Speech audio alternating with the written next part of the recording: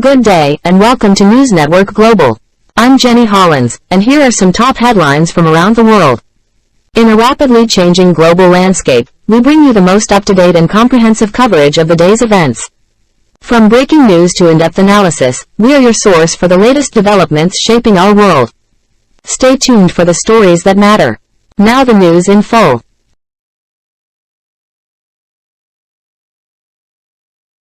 Libya faces catastrophic flooding.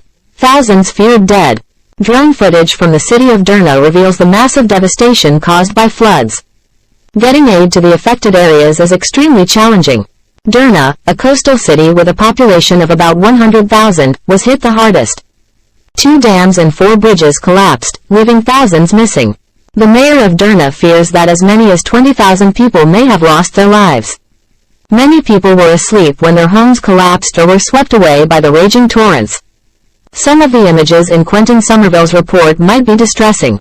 The disaster struck suddenly and caught Libya unprepared.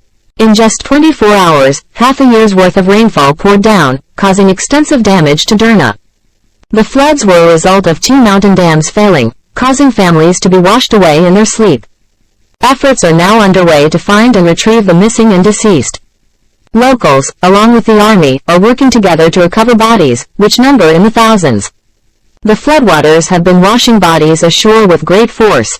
The city of Derna, which has been historically marginalized and affected by conflicts, was ill-equipped to handle this disaster. Libya has been in turmoil for years, with 2 rival governments, and this catastrophe has overwhelmed the nation. While losses were inevitable, some believe that more could have been done to prevent or mitigate the disaster. Warnings about the dam's deteriorating condition had been issued, but they went unheeded amidst Libya's political chaos.